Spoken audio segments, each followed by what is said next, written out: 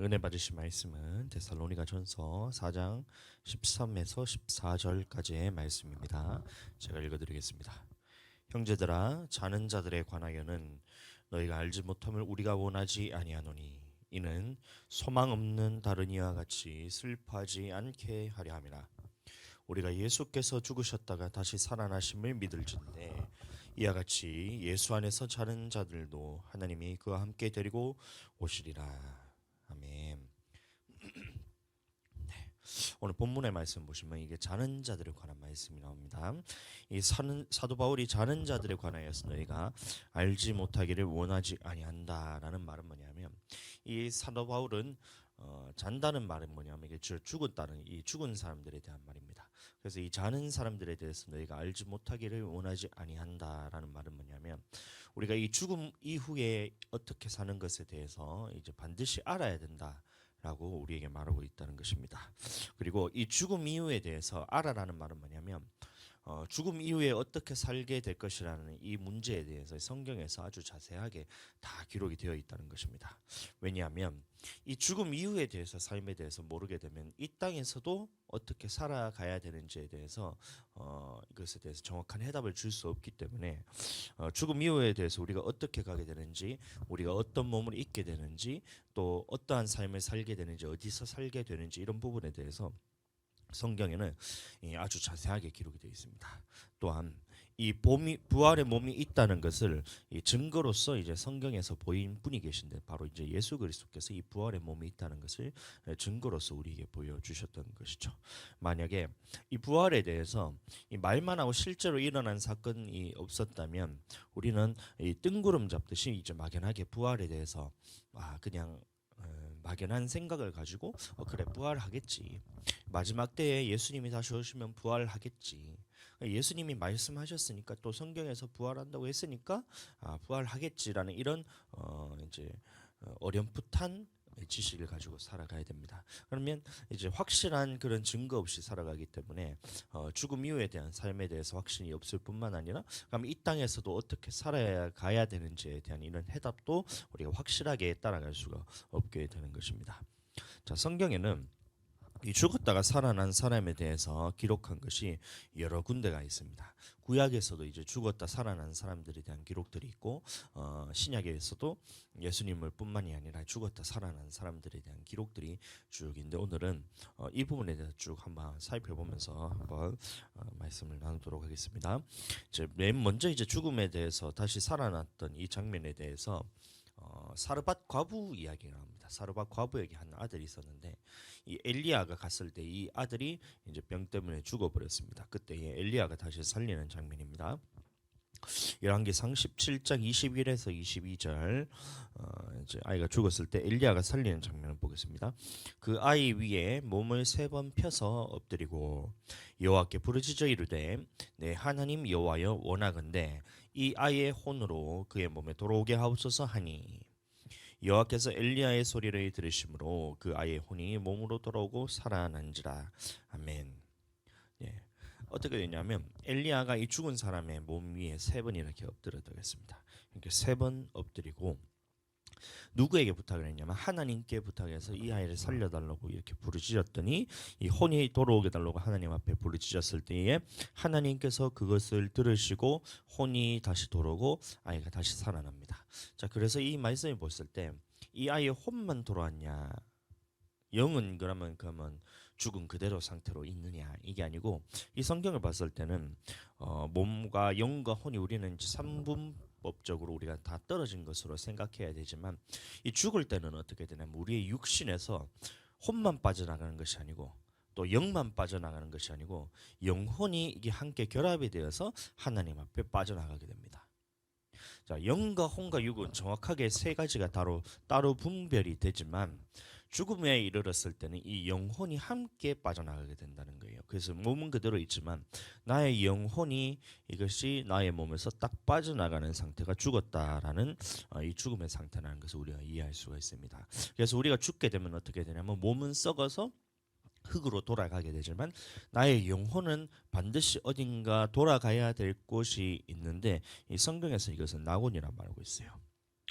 자, 이 다시 살아났다는 것은 그래서 이 사르밧 과부의 이야기를 봤을 때 혼만 돌아온 것이 아니라 영혼이 함께 돌아왔다고 봐야 하는 것이고, 영과 혼이 결합하여서 이 죽었을 때는 낙원으로 들어가게 된다는 것을 알게 되고, 만약에 이것이 혼이 돌아왔다고 해서 이 혼만 돌아왔다고 생각하면 여러분들 그 사람은 짐승과 같은 삶을 살게 되는 것입니다.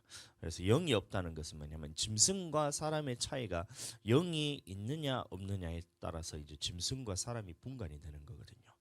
모든 동물들을 만들 때는 하나님께서는 그 흙으로 동물들은 말씀으로서 이제 동물들을 다 지으시고, 그 다음에 그 속에 혼이 다 이제 짐승들도 혼이 있어요. 그래서 짐승들도 생각이 있고 그런 감정도 있고 반응도 하지만 이 짐승들과 사람이 가장 큰 차이점이 무엇이냐면 이 영이 있느냐 없느냐에 따라서 이것이 짐승과 사람의 차이가 된다는 것입니다. 그래서 사람에게는 하나님께서 이 동물들과 만들게 다르게 창조하셨던 것이 뭐냐면 그 코에 생기를 불어넣어서 생명이 되었게 하셨다. 다시 말하면 성령을 통해서 나의 혼과 육에 있었던 이 몸뚱아리와 이 나의 생각에 있었던 이 속에 하나님께서 영을 불어넣으셔서 영적인 존재가 되었다. 이게 사람과 이 동물들의 큰 차이점이라는 것입니다. 그런데 혼만 돌아오게 되면 짐승과 같은 모습이 되기 때문에 이 사르밧 과부의 이야기에서 보면 이 혼이 돌아왔다고 하지만 실제로는 이 영혼이 같이 이 사람에게 돌아왔다. 그래서 다시 살아났다라는 것을 우리가 그렇게 이해를 해야 되는 것입니다. 자, 그래서 죽음이란 것이 무엇이냐 봤을 때 이 말씀을 통해서 알 수 있는 것이 나의 영혼과 육신이 이 분리되는 상태가 바로 죽음이구나. 죽음이란 것이 뭐냐? 나의 영혼과 육신이 분리되는 것이 실제적인 우리의 죽음이구나라는 것을 우리가 알 수 있습니다. 두 번째는 수넴 여인의 아들이 죽었을 때 이번에는 엘리사가 다시 살리는 장면입니다. 엘리사는 누구냐면 이 엘리야의 수제자였던 거예요. 그래서 엘리야의 이제 그 수종을 두면서 가장 최고 가까운 곳에서 이 엘리야에 하는 모든 이런 사역들에 대해서 옆에서 바라보면서 그것에 대해서 배웠던 사람이 엘리사였습니다. 그리고 엘리야가 하늘로서 이제 회오리 바람을 타면서 이렇게 올라갈 때에 그 밑에서 이제 엘리사가 구했던 것이 뭐냐면 당신의 갑절의 영감을 내게 있게 하옵소서 해서 그 갑절의 영감을 받았던 사람이 바로 이 엘리사인데, 엘리사는 이 엘리야를 따라다니면서 이거 그냥 따라다니기만 한 것이 아니라 그것에 대해서 직접 잘 보고 그것을 잘 배웠던 것 같아요. 그래서 우리도 이 보고 듣는 것이 얼마나 중요한 건지에 대해서 우리가 함께 알 수 있는 장면인데, 엘리사가 이 수넴 여인의 집에 갔을 때 그 또 수넴 여인의 아들이 또 죽어버렸어요. 왜 자꾸 이제 주의 종의 관계된 사람들이 죽는지는 잘 모르겠지만 어쨌든 수넴 여인의 아들이 죽었는데 이 엘리사가 했던 것과 똑같은 방식으로 그 아이를 살리게 됩니다. 그 죽어 있는 이 아이의 위에 어떻게 했냐면 이 몸을 포개어서 이렇게 엎드립니다. 읽어드리겠습니다. 열왕기상 4장 33절 35절 말씀. 엘리사가 여호와께 기도하고, 여기서도 보시면 엘리사가 살린 것이 아니라 여호와께 기도하고 이렇게 말하고 있어요. 살릴 수 있는 주체가 엘리사가 아니었다는 겁니다. 엘리야도 마찬가지였고, 여호와께 기도하고 그 위에 어떻게 했냐면 아이 위에 올라 엎드려 자기 입을 그의 입에, 자기 눈을 그의 눈에, 자기 손을 그의 손에 대고 그의 몸에 엎드리니 아이의 살이 차차 따뜻하더라 이렇게 말하고 있어요.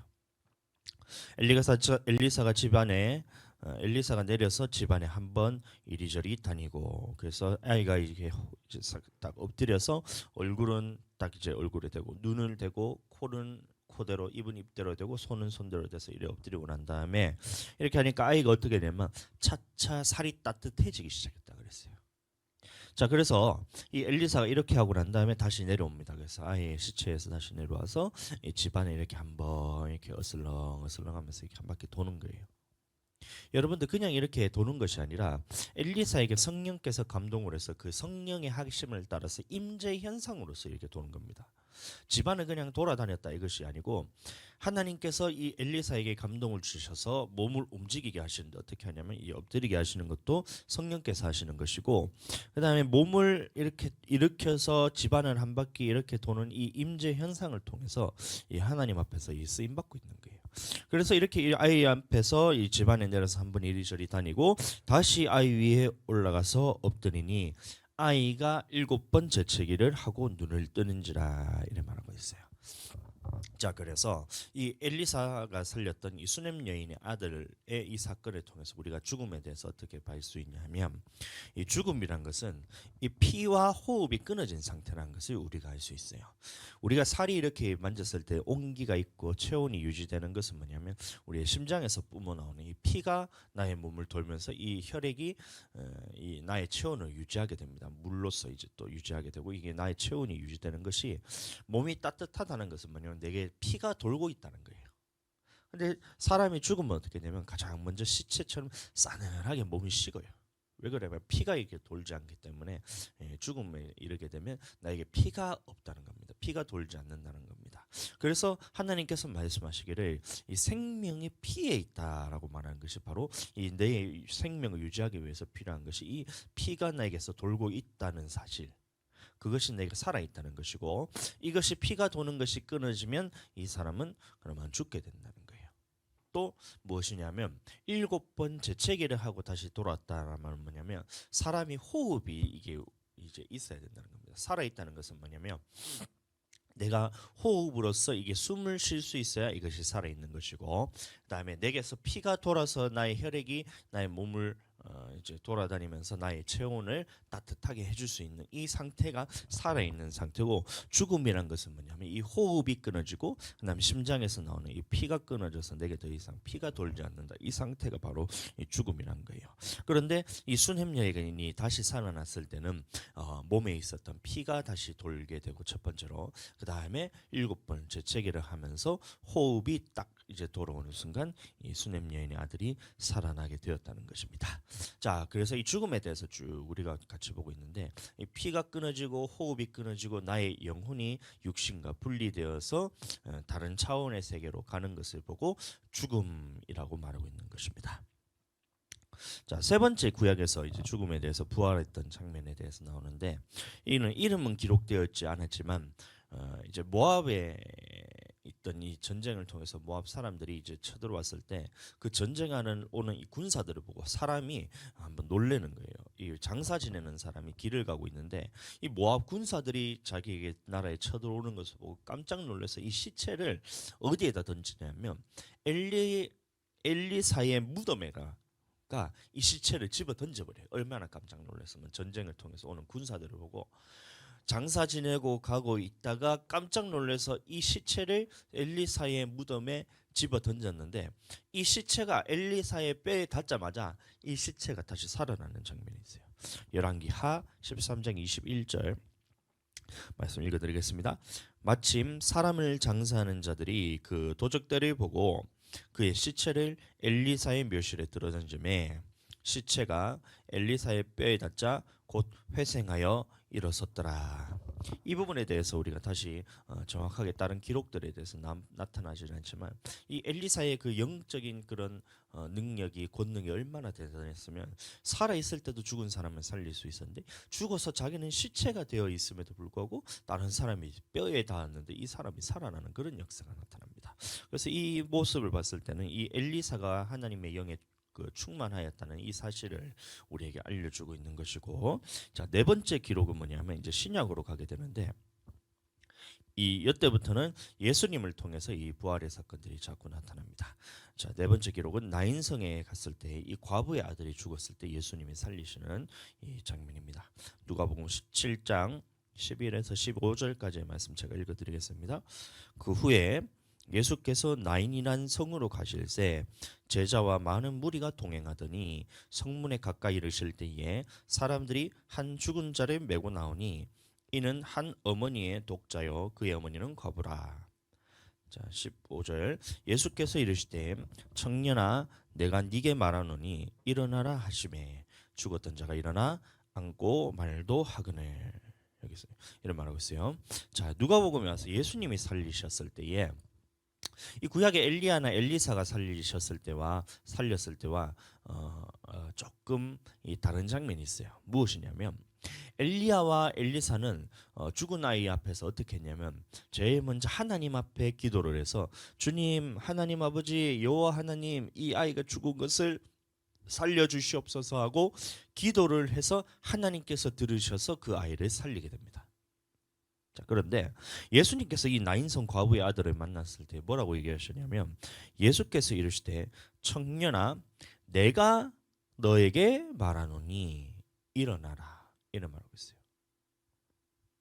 그러니까 여기서 말하고자 하는 것은 뭐냐면, 죽은 사람을 살리실 수 있는 이 권세와 능력은 누구에게만 있냐면 이 하나님께만 있는 것인데, 예수님께서 오셔서 이 나인성 과부의 아들을 만났을 때는 예수님이 하나님 앞에 기도해서 이것을 살리는 것이 아니라 예수님이 그 과부의 아들에게 청년아 네가 일어나라, 청년아 내가 네게 말하노니 일어나라 하는데 그 말을 듣고 청년이 살아나게 되는 거예요. 그럼 다시 말하면 죽은 자들을 다시 살리실 권세가 누구에게 있냐면 바로 예수님에게 있다라는 것을 우리에게 보여주고 있는 것입니다. 그리고 데살로니가 전서에서 죽은 자들의 부활도 마찬가지로 일곱째 나팔이 불릴 때 예수님께서 이미 죽은 자들을 마지막 때에 나팔이 불릴 때 모든 사람들을 다시 데리고 오신다 할 때도 그 죽은 사람들을 살리실 수 있는 권세가 누구에게 있냐, 바로 예수 그리스도에게 있다, 이 말을 우리에게 지금 말하고 있는 거예요.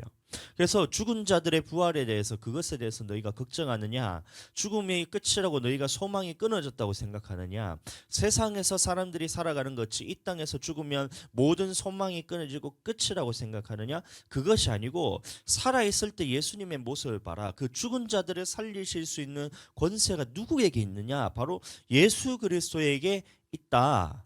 그러니까 살아서 우리가 예수 그리스도를 믿은 자들은 죽은 후에 예수님께서 그 음성을 들은 이 청년과 같이 예수님께서 죽은 자들을 살리셔서 마지막 때에 함께 천사들과 함께 그 사람들을 살려서 데리고 오시니 그 소망을 가지고 우리가 살아야 된다는 것을 우리에게 말하고 있는 것입니다. 아멘. 이 죽음의 권세를 살리실 수 있는 분이 바로 예수님의 권세라는 것을 우리에게 보여주고 있다는 것입니다. 자, 그 다음에 다섯 번째도 예수님의 장면인데, 이 회당장 야이로의 딸이 죽었을 때 예수님이 살리시는 장면도 마찬가지입니다. 누가복음 8장 52에서 52절 말씀 제가 읽어드리겠습니다.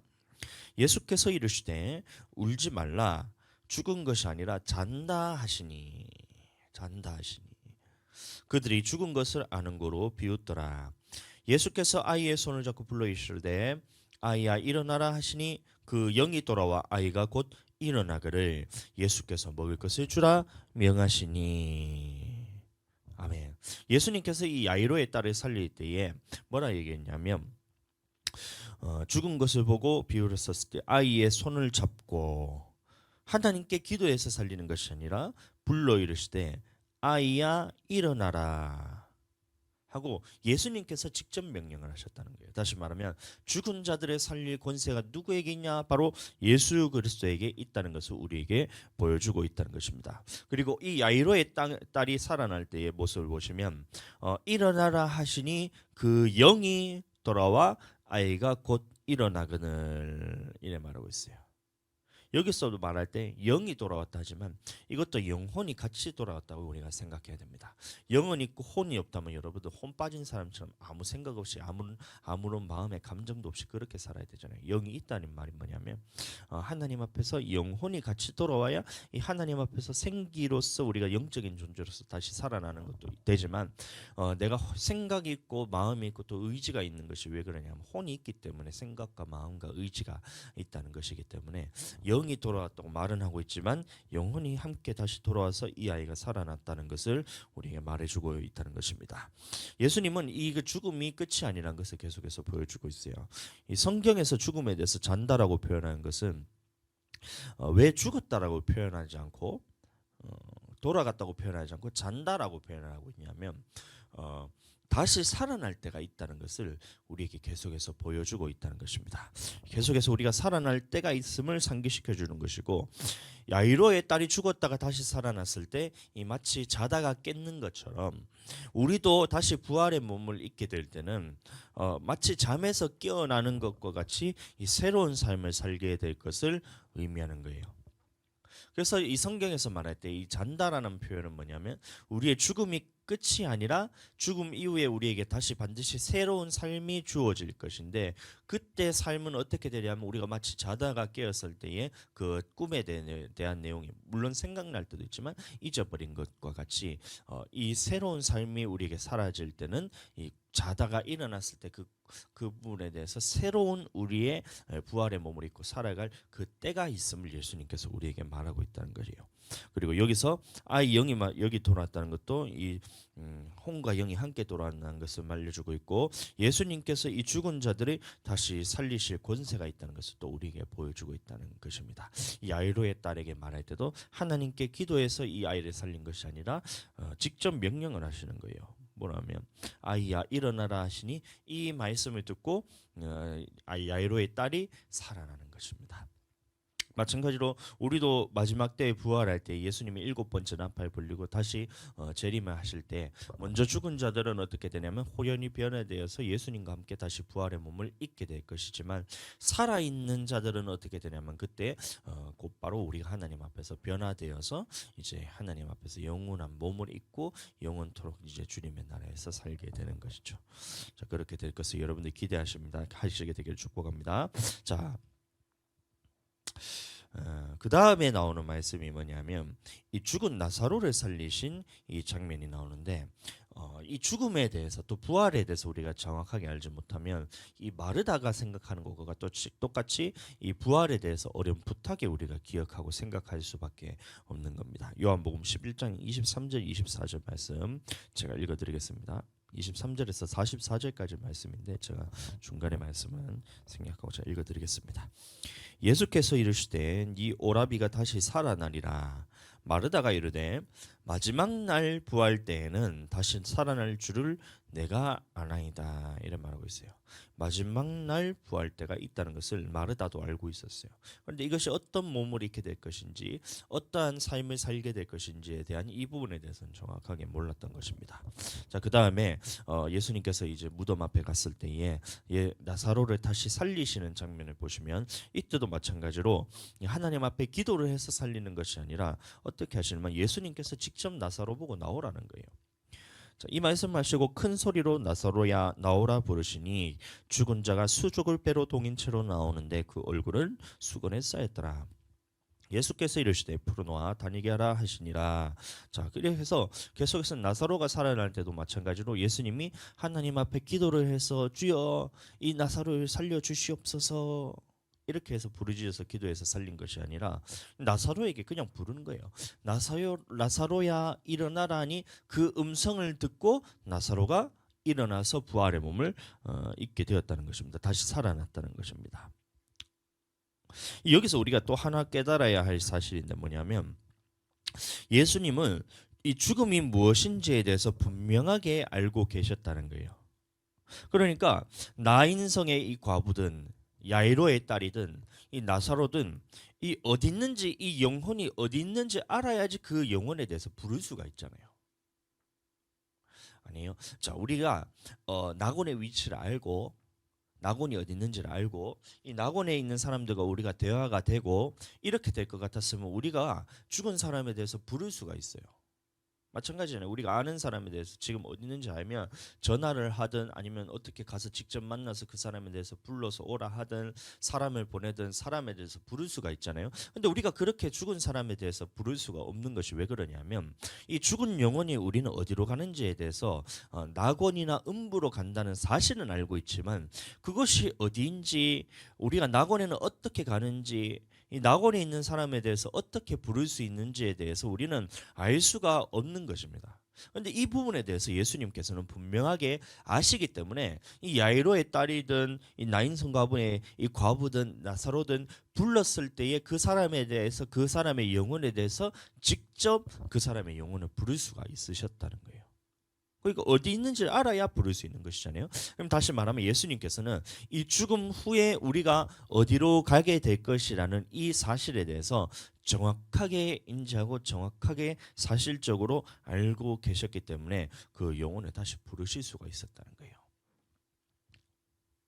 구약에서 엘리야와 엘리사가 죽은 이 사르밧 과부의 아들과 이 수넴 여인의 아들을 살리셨을 때는 이 어디로 가는지에 대해서 모르는 거예요.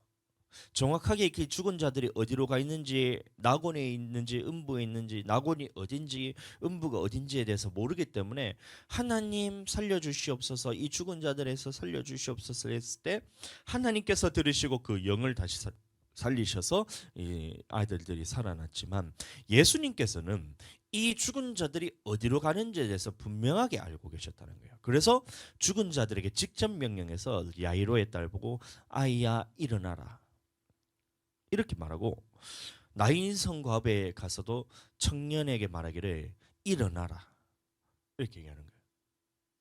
죽은 자들이 어디 있는지 알아야지 이 사람에 대해서 다시 부를 수가 있는 거잖아요.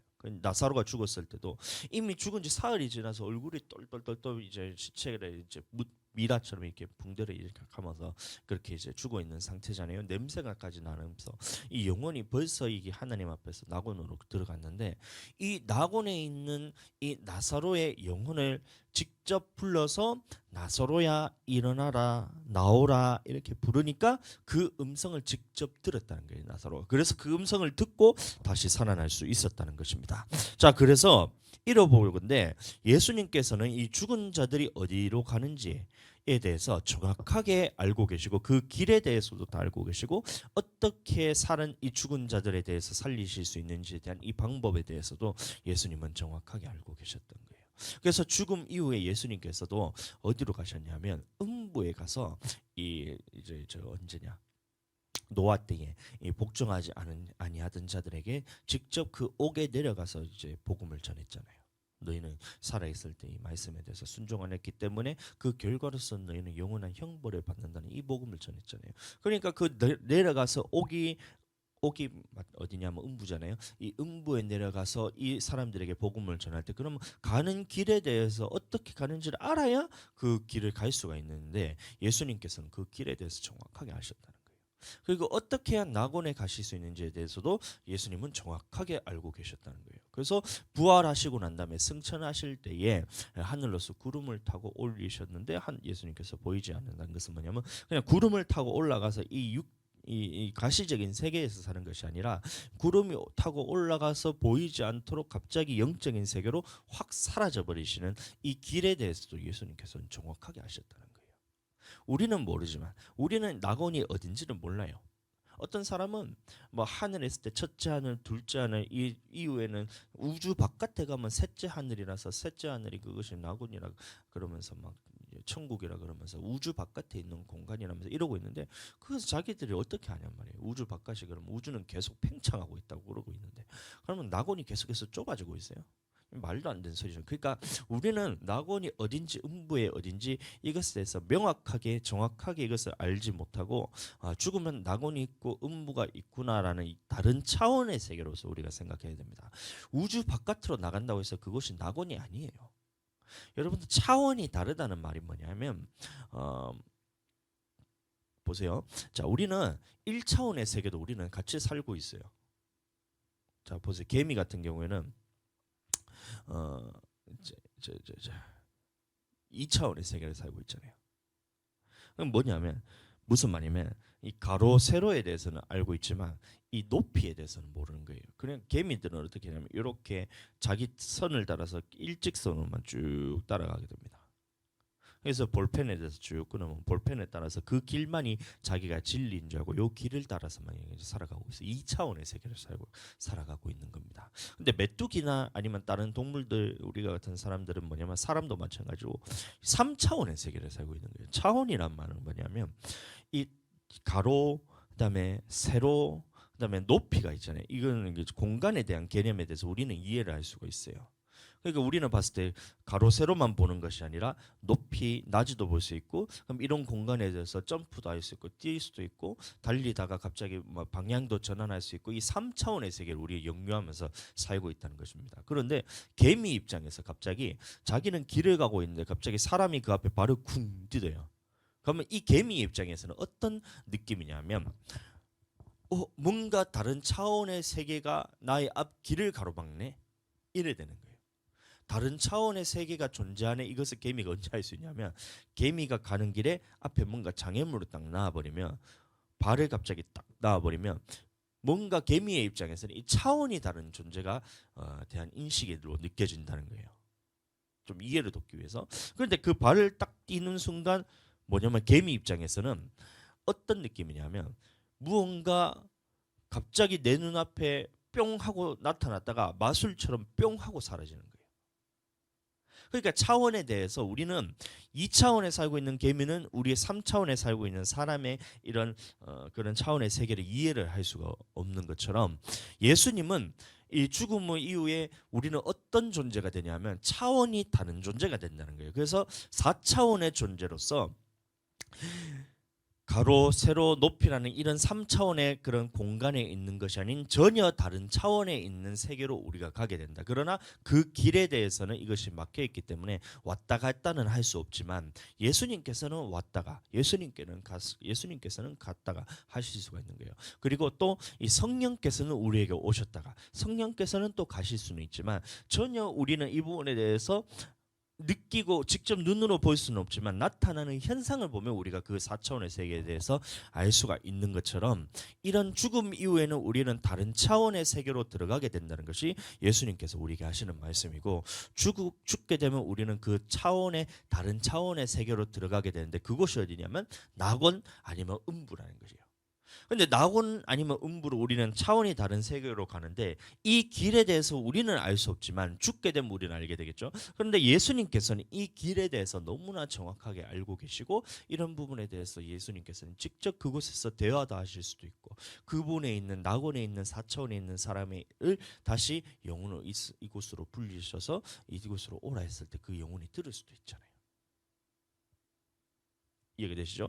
그래서 다시 말하지만 이 4차원이라는 공간이 여러분들 뭐 우주 바깥이 뭔가 낙원이다 이렇게 생각해 버리면 그것은 여러분들 이해를 할 수 없게 됩니다. 왜냐하면 개미와 우리는 같이 살고 있잖아요. 같이 살고 있어요. 같이 살고 있는데 개미는 뭐예요? 1차원, 2차원의 세계를 살지만 우리는 3차원의 세계를 살지만 다른 곳에 살고 있어요. 같은 공간, 이 3차원의 공간 안에 우리가 살고 있듯이 마찬가지로 4차원이라는 이런 공간도 어떻게 되냐면 이것이 전혀 우리가 다른 어디 동떨어진 물론 그렇게 생각할 수도 있지만 이 느낌에 대해서 좀 아셔야 되는 것이 뭐냐면 불렀을 때 올 수도 있고 우리가 그곳으로 갈 수도 있는 이런 전혀 떨어지진 않은 그런 공간에서 살고 있다고 여러분들 이해를 하셔야 됩니다. 죽음 이후에는 우리가 그래서 낙원으로 우리가 옮겨질 때에 그 부분에 대해서 우리가 조금 이해할 필요가 있는 것이 나는 모르지만 예수님께서는 이미 알고 계신 그런 영적인 차원이 있구나 이 정도로 생각하셔야 돼요. 그곳이 어딘지는 아무도 몰라요. 살아있는 사람들에 대해서 그곳으로 어떻게 가는지에 대해서는 살아있는 우리로서는 이해할 수 있는 방법은 없지만 죽게 되었을 때는 이런 내 영혼이 빠져나가서 어디로 가게 되냐면 그 낙원 아니면 음부라는 이런 4차원의 공간으로 다시 돌아가게 되구나라는 것을 여러분들 그것을 이해하셔야 됩니다. 자, 그리고 예수님께서는 그곳에 있는 사람들과 대화를 할 수도 있고 어떻게 가는지에 대해서도 알고 계신 유일한 분이 누구냐면 바로 예수님이란 거예요. 그리고 이것을 살리실 수 있는 분도 누구냐? 예수님밖에 없다는 이 사실을 우리에게 알려주고 있다는 것입니다. 자. 그 다음에 우리가 이제 부활 사건에 대해서 우리가 알 수 있는 것은 바로 예수님이 부활하셨다는 것이 이 성경에 기록되고 있습니다. 누가복음 24장 5절 6절 말씀 제가 읽어드립니다. 여자들이 두려워 얼굴을 땅에 대니 두 사람이 이르되 어찌하여 살아있는 자를 죽은 자 가운데서 찾느냐 여기 계시지 않고 살아나셨느니라 갈릴리에 계실 때에 너희에게 어떻게 말씀하셨는지를 기억하라. 자, 그래서 예수님이 직접 부활하셔서 이 부활 사건이 기록되어 있고 이 예수님의 부활 사건은 이 다른 사람들이 살아났던 그런 부활 사건과는 전혀 다른 차원의 부활 사건입니다. 그래서 이것은 잠시 후에 저희가 다시 다루도록 하고 신약에 예수님이 돌아가시고 난 천국으로 다시 이제 하나님께로 다시 들림받은 그 이후에 제자들을 통해서도 이 부활 사건들이 계속해서 일어납니다. 마태복음 27장 한번 보겠습니다. 52절 53절 보시면 제자들이 부활한 사건 그 전에 무슨 사건이 있었냐면 예수님이 십자가에 달릴 때에 어떤 일이 일어나냐면 예루살렘 성에 큰 지진이 일어나면서 무덤 문이 열리게 돼요. 근데 그 무덤 문이 열릴 때에 이 잠자던 성도들의 몸이 다시 일어났다라고 말하고 있습니다. 마태복음 27장 52에서 53절 말씀 제가 읽어드립니다. 무덤들이 열리며 자던 성도의 몸이 많이 일어나되 예수의 부활 후에 그들이 무덤에서 나와서 거룩한 성에 들어가 많은 사람에게 보이니라 이런 말하고 있어요.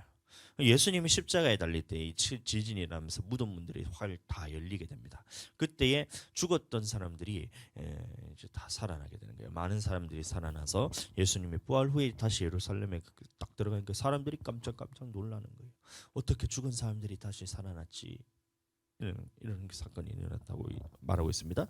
자, 그래서 무덤에서 죽은 자들이 많이 살아났다. 여기서도 보시면 잔다라는 표현을 썼던 것은 우리가 죽음으로써 끝나는 것이 아니라 이 죽음 후에 우리가 죽음 이후에 부활의 몸을 입게 될 때가 있다는 것을 우리에게 계속해서 보여주고 있다는 것입니다. 그리고 성도들은 이 부활의 몸을 기대하면서 살아야 됨을 우리에게 계속해서 알려주고 있다는 겁니다.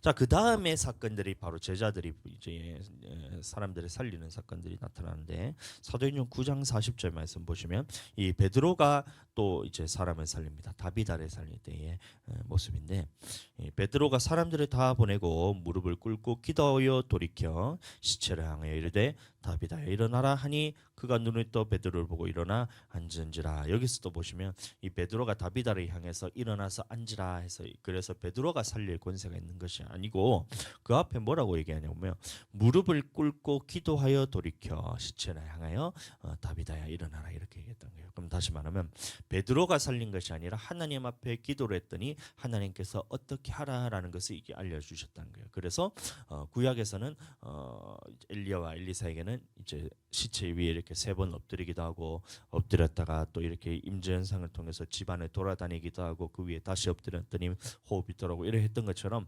예수 그리스도 하나님께 이게 베드로가 기도를 하는 거예요. 주님 어떻게 해야 됩니까? 하고 부르짖어서 기도하고 무릎 꿇고 기도해서 딱 하니까 이제 하나님께서 이제 베드로에게 그 방법에 대해서 알려주시는 겁니다.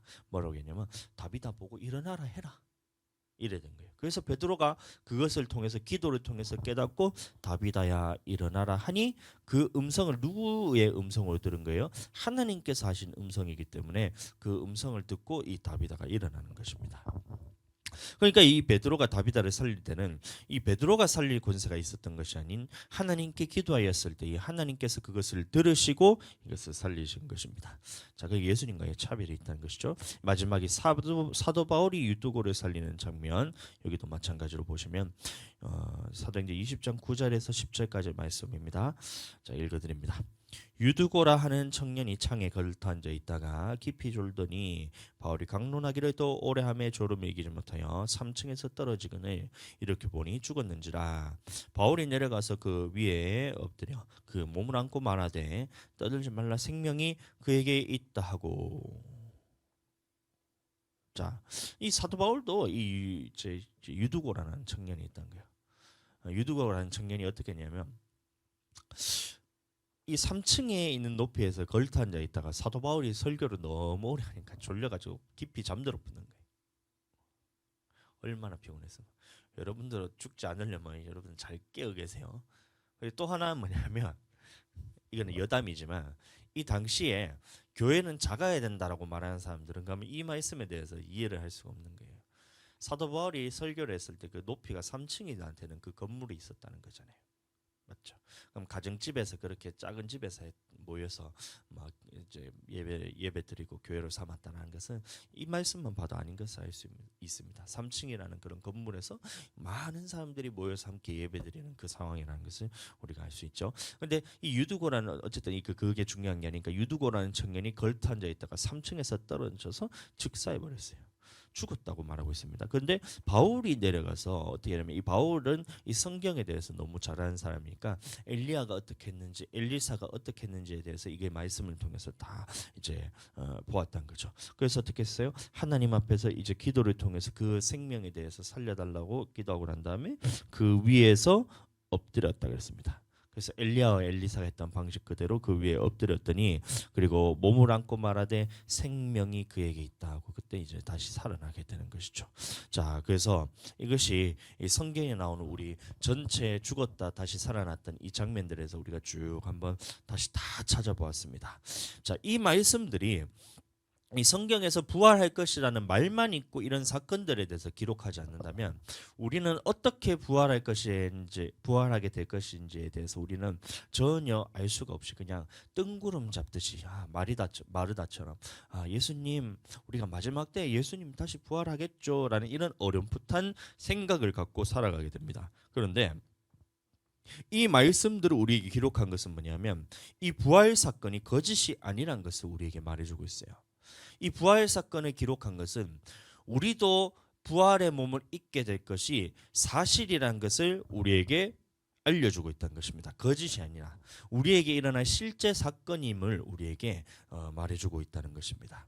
그리고 구약에서 엘리야나 엘리사 그 제자들과 예수님의 모습을 봤을 때 다른 거예요. 예수님께서는 뭐냐면 하나님께 기도를 해서 이 아이들을 살린 것이 아니라 이 사람들을 살린 것이 아니라 이 죽음에서 살리실 권세가 예수 그리스도에게 있다는 것을 우리에게 보여주고 우리도 마찬가지로 죽음 앞에서 우리가 다시 살아날 때는 누구의 음성을 듣고 살아나게 될 것이냐면 예수 그리스도께서 다시 우리를 부르실 때에 그 음성을 듣고 살아날 때가 있다라고 우리에게 보여주고 있는 것입니다. 그래서 마지막 나팔 불릴 때 일곱 번째 나팔이 불릴 때 첫 번째, 두 번째, 세 번째 이렇게 해서 일곱 번째 나팔이 불릴 때 예수님께서 다시 재림을 하실 때에 누구의 음성을 듣고 우리가 다시 살아나게 될 것이냐면 예수 그리스도의 음성을 듣고 우리가 살아나는데 그 방법에 대해서는 어떻게 말하고 있냐면 예수님이 나인성 과부의 아들 그 다음에 야이로의 딸 나사로가 죽었을 때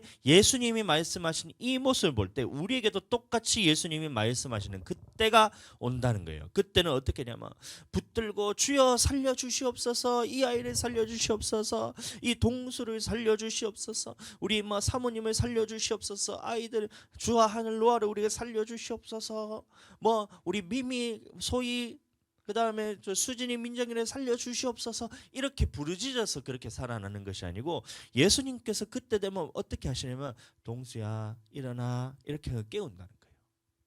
진주야 일어나 하고 이렇게 깨운다는 거예요.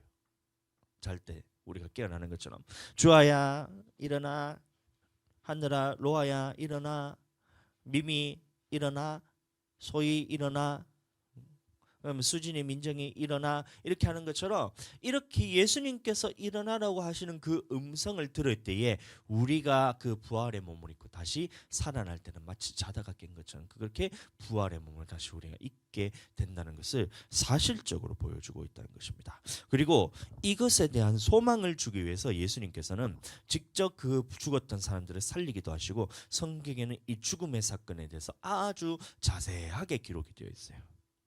자, 그런데 이 전체의 부활의 사건을 보면 이 다른 사람들이 죽었다 살아나는 것과 예수님의 부활과는 이 근본적으로 다른 것을 우리가 알 수 있다는 것입니다.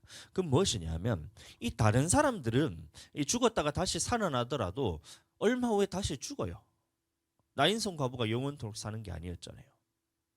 엘리야가 살렸을 때 그 사르밧 과부나 수넴 여인의 아들이 영원토록 살아 있는 것이 아니잖아요. 다시 말하면 다시 살아났다가도 다시 죽게 되고 예수님이 살렸던 그 나인성 과부나 아니면 그 야이로의 딸이나 나사로나 다시 살아나긴 했지만 얼마 후에 다시 수명이 다 되고 아니면 어떤 다른 이유에 의해서 또 죽어버려요. 그러면 다비다나 아니면 그 3층에서 떨어진 그 유두고라는 그 청년이 떨어져서 죽었을 때도 다시 살아났지만 이 사람들도 얼마 지나지 않아서 다시 수명이 다해서 죽거나 어떤 계기를 통해서 죽음을 통해서 또 죽게 된다는 사실입니다. 그런데 예수님의 부활은 이것과 근본적으로 달라요. 다시 말하면 예수님께서 부활하신 그 몸은 무엇이냐면 다시 죽게 될 썩어질 몸으로 부활한 것이 아니라 영원토록 다시 살게 될 뭔가 근본적으로 다른 몸으로서 예수님이 부활하셨다는 것을 우리에게 보여주고 있다는 것입니다. 그래서 우리가 전에 이제 말씀을 제가 이제 다 드렸던 것처럼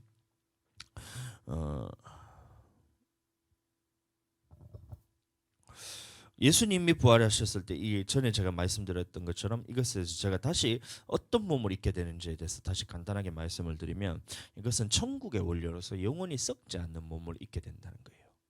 죽지 않을 몸으로 있게 된다는 것이고, 영의 몸으로서 또 우리의 육신의 눈으로서는 이것이 분별할 수 없는 몸으로서 부활하게 된다는 것입니다. 그래서 누가복음에 보시면 제자들이 길을 갈 때에 엠마오로 가는 그 두 제자를 만났을 때 예수님이 뿅 하고 나타나서 얘기를 하면서 그 제자들이 모인 곳까지 쭉 내려가는데 그 가는 길 동에 예수님인지를 알아보지를 못해요. 그래서 예수님이 함께 이렇게 길을 가다가 제자들이 함께 모인 곳에 당도를 해가지고 그 가운데서 눈이 제자들의 눈이 밝아져서 영적으로 분별된다는 겁니다. 내 육신의 눈으로 분별되는 게 아니고 영의 눈이 열려서 갑자기 예수님인 줄을 딱 알아보는데 예수님 갑자기 뿅 하고 사라져 버려. 그러니까 이 영의 몸은 우리가 생각하는 그런 이런 3차원적인 우리 흙으로 만드는 이런 몸이 아닌 다른 차원의 존재의 몸으로서 뭔가 하나님 앞에서 변화된다는 것을 우리에게 보여주고 있다는 것입니다. 또 영원히 죽지 않는 몸으로서 홀연히 변화된다라고 말하잖아요. 그러니까 우리가 죽음 예수님께서 다시 재림을 하셨을 때에 우리가 이 몸을 가지고 천국을 가게 될 것이라면 우리가 홀연히 변화될 필요가 없어요. 변화되지 않고 그냥 이 몸을 가지고 가면 되는데, 이 보시면 고린도전서에 보시면 제가 읽어드리겠습니다. 보라, 내가 너희에게 비밀을 말하노니 너희가 다 잠잘 것이 아니요 마지막 나팔의 순식간에 홀연히 다 변화되리니, 이래 말하고 있어요. 그럼 다 변화된다는 말은 뭐냐면 이 몸뚱아리 가지고 우리가 부활하게 될 것이 아니라는 거예요. 그래서 이 부분에 대해서도 예수님의 부활 사건을 통해서 너희가 마침내 마지막 때에 예수님이 다시 재림하셨을 때 부활의 몸이 있을 것인데, 그때 우리는 어떤 식으로 우리가 다시 부활하게 될 것이냐면 예수님께서 자는 자들을 깨우는 것 같이 일어나라 동수야 일어나라 했을 때 이 음성을 들었을 때 우리가 몸이 다시 부활하게 될 것인데, 이 부활의 몸은 우리의 육신의 몸으로서 부활하는 것이 아니라 홀연히 전혀 이 세상에서 상상할 수도 없는 그런 영적인 존재로서의, 예수님이 부활하시는 몸과 같은 그런 존재로서의 차원이 다른 존재로서의 원료로서 우리의 몸이 부활하게 될 것이라는 것을 이제 성경은 기록하고 있어요. 그래서 이 소망에 대해서 우리가 말하고 있다는 것입니다. 이 다른 사람의 부활들을 기록하는 것도 마찬가지로 우리에게도 이와 같은 부활 사건들이 거짓말이 아니다. 실제로 일어나는 이런 부활 사건들이 하나 두 건도 아니고 지금 계속해서 기록하고 성경에서 수많은 많은 사건들에서 실제적으로 기록하고 있다는 것은 뭐냐면 이런 부활 사건들이 나에게도 동일하게 일어날 것이라는 것을 알려주고 있는 것이고, 우리는 이 소망을 가지고 살아라는 것을 우리에게 알려주고 있다는 것입니다. 그리고 예수님께서는 이렇게 사람을 직접 살리실 수 있는 권세를 가지신 분이고, 우리도 마지막 때에 예수님이 일어나라고 예수님께서 우리를 부르실 때에 동수야 일어나라 이렇게 했을 때 다시 살아나라 나오라 이렇게 했을 때는 이 다시 부활의 몸으로 싹 변화되어서 하나님 앞에서 호련한 몸으로서 다시 변화되게 될 것이라는 이 소망에 대해서 우리에게 지금 말하고 있다는 것입니다. 우리는 이 죽은 자 가운데서 다시 부활하게 될 것입니다. 자, 그리고 우리가 있게 될 이 부활의 몸은 이 땅에서 살아가는 이런 몸뚱아리가 아닌 전혀 다른 차원의 몸으로서 영의 몸, 신령한 몸, 썩지 않는 몸으로서 이 천국의 원료로서 지어진 예수님의 몸과 같은 몸으로서, 예수님의 몸과 같은 이런 신령한 몸으로서 우리가 부활하게 될 것을 우리에게 알려주고 있고, 우리는 그 몸을 가지고 영원토록 천국에서 살게 될 그 몸을 가지고 부활하게 될 것을 우리에게 알려주고 있다는 것입니다. 그때는 우리에게는 더 이상 사망이 우리를 주장할 수 없다 그랬어요. 지금은 우리 육신은 사망이 주장하고 있어요. 죽음이 주장하고 있고, 육신과 영혼이 딱 분리되는 순간 그때부터는 사망이 나를 잡아삼키게 됩니다. 집어삼키게 되는 거예요. 그래서 호흡이 딱 끊어지고 피가 끊어지는 순간 우리의 몸은 영혼과 딱 분리되어서 영혼이 죽음을 맞이하게 되기 때문에 이 사망의 몸에서 건질 사람이 아무것도 없다는 것입니다. 그러나 이 새롭게 있게 될 이 몸을 입게 되면 영혼과 그 새로운 몸이 더 이상 분리되지 않는다는 겁니다. 아주 여러분들 간단해요. 이 성경을 보면 이것이 누구나 다 알아듣기 쉽게 다 기록이 됐던 거예요. 지금 우리의 몸은 썩기 때문에 언젠가 이 호흡이 끊어지고 피가 끊어지고 영혼이 딱 분리되는 순간 죽음을 맞이하게 된다. 그래서 사망이 우리를 주장하고 있고 죽음에서 벗어날 수 있는 사람이 아무도 없다는 겁니다. 이 죄 때문에. 그런데 이 다시 살아나게 될 몸은 뭐냐면 영원토록 죽지 않고 썩지도 않고 이것이 영혼과 딱 다시 결합이 되었을 때 이것은 영원토록 분리되지 않는 그런 새로운 몸을 입게 되고 이것을 가지고 영원토록 살아가게 된다는 것을 우리에게 알려주고 있다는 거예요. 그리고 그 몸을 가지고 어디서 살게 될 것이냐? 예수님이 다시 일곱 번째 나팔 불리기 전까지는 우리는 낙원에서 대기 타고 있다가 부활의 몸을 입지 않고 영의 상태로 우리가 대기를 타고 있다가 예수님이 일곱 번째 나팔 불릴 때에 재림하셨을 때 낙원에 있는 자들은 다 그 부활의 몸을 입고 부활하게 될 것이고 그때까지도 이 땅에 남아서 살아있게 된다면 호련히 변화되어서 낙원으로 곧바로 들림받아서 그곳에서 새로운 몸으로서 영원토록 살아가게 된다는 것입니다.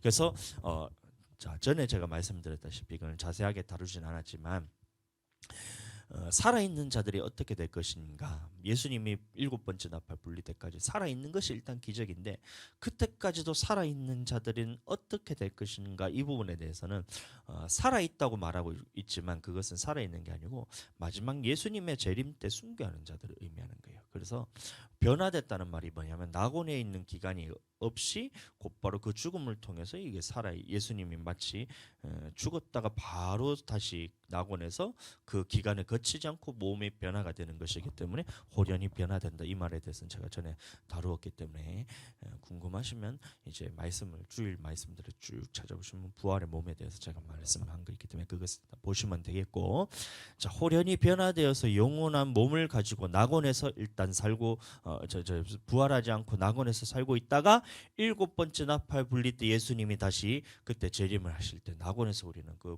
부활의 몸을 입게 되고 그 몸을 가지고 부활을 하게 된다는 거예요. 그리고 이 몸을 가지고 1000년 동안 우리가 왕노릇하다가 1000년이 지난 후에 이 마지막 때에 이제 반드시 마귀가 그 옥에서 누워서 이 믿는 자들, 그 다시 말하면 부활하지 못했던 첫째 부활에 참여하지 못했던 그런 자격이 되지 않은 사람들 누구냐면 예수님을 믿을 기회가 전혀 없었던 사람이라든지 아니면 뱃속에서 이제 태어나기도 전에 죽었다 이런 사람들, 우리가 그 사람들에 대해서 심판에 대해서 우리가 알 수 없잖아요. 그 사람들은 낙원에 있었을 때 우리가 첫째 부활에 참여하는 그 천년왕국 시기에 들어가게 될 때에 그때 영의 상태로서 부활의 몸을 입지 못하고 백성으로서 살게 됩니다. 그래서 천년왕국이 지나는 그 기간 동안에는 마귀가 이 옥에 갇혀 있기 때문에 마귀의 미혹이 없어서 철저하게 이 양육을 아주 하나님과 예수 그리스도와 그 첫째 부활에 참여한 자들에게 양육을 받게 되다가 마지막 때 1000년이 딱 지나고 그 순간에 어떻게 되냐면 마귀가 잠깐 반드시 놓여서 이 성도들을 미혹할 때 이 마귀와 싸움에서 이긴 자들은 하나님 앞에서 천국에 들어가게 되고 둘째 부활의 몸을 입고 두 번째로 부활할 때에 그 몸을 입고 천국에 들어가든지 아니면 그 몸을 입고 영원토록 꺼지지 않는 불못에 들어가든지 이것에서 결정이 된다는 것입니다. 그 싸움은 마귀가 삼지창 들고 막 칼 들고 싸우는 그 싸움이 아니고 하나님 앞에서 누구의 편을 선택하는 그 싸움을 지금 우리가 이 신앙생활하면서 영적 전쟁을 하듯이 그때 천년왕국이 지나고 마귀가 놓였을 때 그때 또다시 그 마귀와 싸우게 되는 거예요. 그래서 어떤 편을 선택하는 이 싸움을 하게 될 때에 그때도 첫째 부활에 참여한 자들은 둘째 사망의 해를 받지 않지만 이 첫째 부활에 참여하지 못하고 영의 상태로 1000년 동안 백성으로서 살던 그 사람들은 이제 둘째 사망의 해를 받을 수도 있다라는 것이 성경의 기록입니다. 자, 그래서 살아있는 우리 그리고 예수 그리스도를 이미 믿은 우리들은 어떻게 되냐면 첫째 부활 아니면 음부에 있다가 우리가 영원토록 꺼지지 않는 불에 들어가는 이 두 가지 선택지 중에 하나밖에 없으니 여러분들은 이 땅에 살아가시는 동안 우리는 어떠한 부활의 몸을 입게 될 것인가에 대해서 여러분들 그것에 대해서 생각을 하셔야 돼요. 자, 그래서 이 사실들에서 대해서 성경에 대해서 쭉 기록하고 있다는 사실은 말은 뭐냐면 죽음 후에 대해서 우리가 어떻게 살게 될 것인지에 대해서 분명하게 기록이 되어야 우리는 이 땅에서 어떻게 살아야 될 것인지에 대한 결과가 나오기 때문에 그렇습니다. 만약에 죽음 후에 우리가 어떻게 되는지에 대해서 아무것도 모르고 죽음 후에 우리가 그 끝이다 이렇게 돼버리면 살아가는 동안 우리가 어떻게 살아야 가야 되는지에 대한 정답을 내릴 수가 없어요. 해답을 줄 수가 없어요. 그러나 죽음 후에는 어떻게 되느냐? 우리가 첫째 부활에 참여해서 천년 동안 왕노릇하다가 하나님 나라에 영원히 살 수 있는 그런 부활의 몸을 가지고 영원히 사는 이 삶이 있고, 두 번째는 죽음 후에 우리가 하나님 앞에서 불순종이나 죄를 지음을 통해서 어떻게 되냐면 하나님과 다른 선택들을 하면서 이 부활의 몸을 가지고 영원토록 영벌에 빠져서 하나님 앞에 영원토록 불못에서 고통을 받는 이 두 가지 삶이 있기 때문에 우리는 살아있을 때 어떻게 해야 되느냐에 대한 해답을 내릴 수가 있다는 겁니다. 자, 그래서 요한복음 5장 29절 한번 보겠습니다. 선한 일을 행하는 자는 생명의 부활로, 악한 일을 행하는 자는 심판의 부활로 나오리라 라고 말하고 있어요. 그래서 예수님이 다시 부르실 때 우리는 부활의 몸을 입게 될 것인데, 동수야 하고 우리가 부활의 몸을 딱 입고 다시 부활했을 때 첫 번째는 생명의 부활로서, 선을 행한 자들은 생명의 부활로서 하나님 나라에 들어갈 그 몸을 입고 천년 동안 왕노릇하다가 천국에 가는 이 삶이 있고, 이 땅에서 어떻게 사느냐에 따라서 이것이 결정된다라는 것이고, 두 번째, 예수님이 다시 동수야 이래 불렀을 때에 악한 일을 행하는 자들은 다시 부활의 몸을 입고 살아났을 때에 천년 동안 어떻게 되냐면 음부에서 고통을 받으면서 마귀와 함께 고통을 받다가 반드시 천년이 지난 후에 다시 부활의 몸을 입고 다시 살아났을 때에 마귀가 옥에서 놓여서 전쟁을 할 때 마귀 편에 있다가 천년이 그 마귀의 미혹이 끝나는 그 시점을 기점으로 해서 곧바로 영원토록 꺼지지 않는 불에 들어가게 될 것이다. 그러니 너희가 어떻게 살아야 되냐? 악한 일을 행하며 살아야 되냐? 선한 일을 행하며 살아야 되냐? 다시, 선한 일이라는 것은 하나님의 말씀에 순종하는 것이 우리의 선이라 그랬는데, 우리의 의라 그랬는데, 의로움이라 그랬는데, 너희는 그러면 이 땅에 살아가면서 어떻게 살아가야 되냐? 예수 그리스도의 부활의 소망을 가지고 너희가 이 땅에 살면서 하나님의 말씀에 순종함으로써 그 삶을 살아가는 것이 마땅하지 아니하냐라는 이 결과가 나온다는 거예요. 그래서 성경의 전체적인 부활 사건은 무엇을 말하고 있냐면, 부활 이후 예수님이 다시 오셨을 때 다시 살아날 이 소망을 가지고 사는 사람들은 이 땅에 살아가면서 하나님 앞에서 순종함으로써 선한 일을 행함으로써 살아가게 된다라는 것을 우리에게 보여주고 있고, 우리 모든 성도들은, 우리 가족들은, 우리 넓은 마음 가족들은 그렇게 순종함을 통해서 예수 그리스도께서 말씀하신 그 소망을 따라 영원토록 천국에까지 계속해서 그 삶이 이어지게 되기를 예수 그리스도의 이름으로 축복합니다.